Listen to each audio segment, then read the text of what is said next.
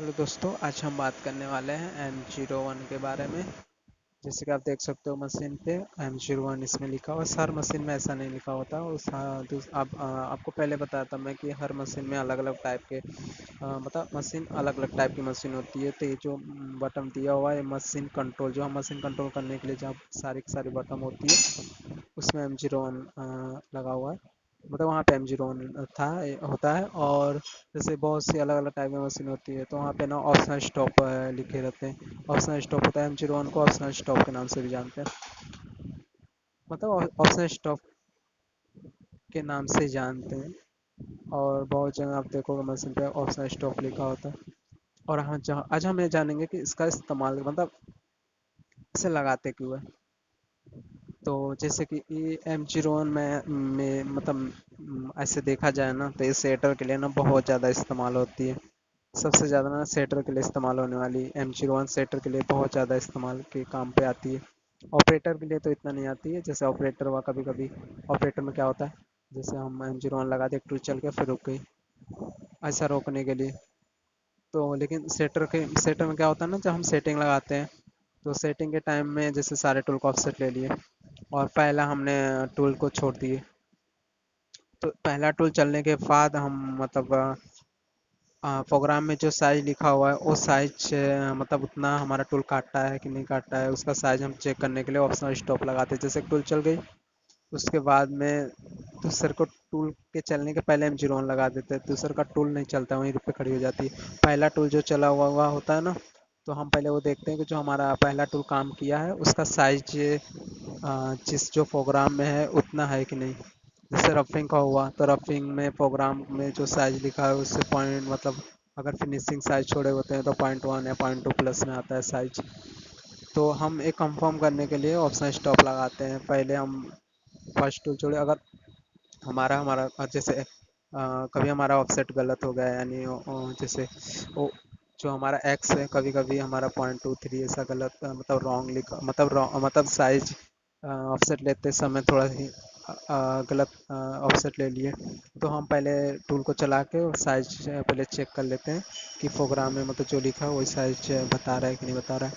फिर उसके बाद में अगर हम ये कंफर्म हो जाते हैं सही है तो फिर हम दूसरा टूल चलाते हैं। तो जैसे दूसरा टूल हमारा हुआ डील का हुआ तो डील हम चला दिए। फिर ऑप्शनल स्टॉप, उसमें ऑप्शनल स्टॉप लगाने की इतनी ज़रूरत नहीं, लेकिन फिर भी हम सारा का सारा टूल में ना पहले ऑप्शनल पे ही रखें, मतलब सारा का सारा ऑप्शनल पे ही रखेंगे। क्योंकि जैसे एक टूल चला, फिर हमारा उसके बाद डील हुआ। डील के बाद चलने के बाद फिर बोरिंग बार चलाना हुआ तो हम बोरिंग बार को डायरेक्ट नहीं छोड़ सकते ना। जैसे यू डील चला तो मतलब डील चला, फिर डायरेक्ट ऑप्शनल पे रुके नहीं मशीन हो और डायरेक्ट हम छोड़ दे तो अगर हमारा कहीं ऑफसेट में कहीं गलती है तो एक्सीडेंट होने का बहुत ज़्यादा चांस होता है इसमें।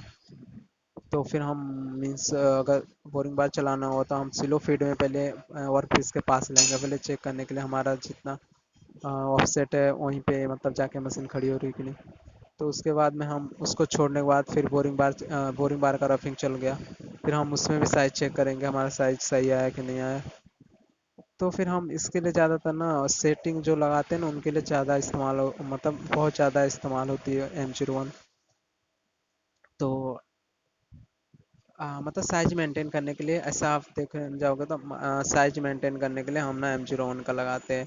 जैसे सारे टूल का जो साइज है, जैसे हमारा फिनिशिंग हुआ, फिनिशिंग में जो साइज लिखा हुआ है प्रोग्राम में, अगर वो साइज नहीं आ रहा है तो हम क्या करते हैं, हम वापस उसी टूल को मतलब वर्क में मतलब वेयर में हम कम करके जो जितना जितना साइज प्लस मतलब जितना प्लस बता रहा है उतना हम माइनस करके फिर से चला देते हैं। तो हम और इस और बहुत जल्द मैं भी एक और वीडियो बनाऊंगा।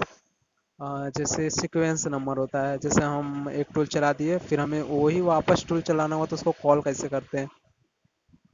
जैसे अभी हमारा एक टूल चल गया, फिर उसके बाद हमें उसी टूल को वापस चलाना है, ऐसा नहीं हम फिर से प्रोग्राम को चलाएंगे तो फिर उस फिनिशिंग का नंबर आएगा, मतलब फिनिशिंग का वो मतलब पहले जो हम मैंने पहले टूल चलाया, फिर उसके बाद दूसरे के टूल चलाया, फिर तीसरे के टूल में हमारा फिनिशिंग हुआ।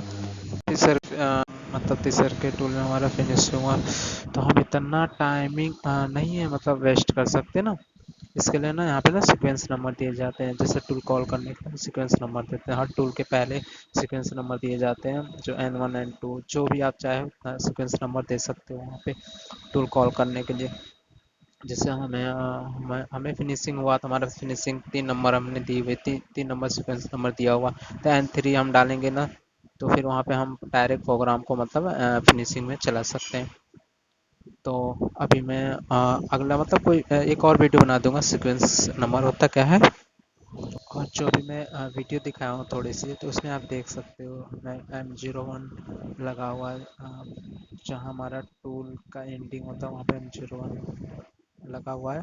फिर दूसरे टूल के लिए हम मतलब दूसरे टूल के ऊपर ही लगाते हैं, तो दूसरे टूल मतलब चलने से पहले ही हमारा वहीं प्रोग्राम रुक जाता है M01 पे। इसे ऑप्शनल स्टॉप बोलते हैं।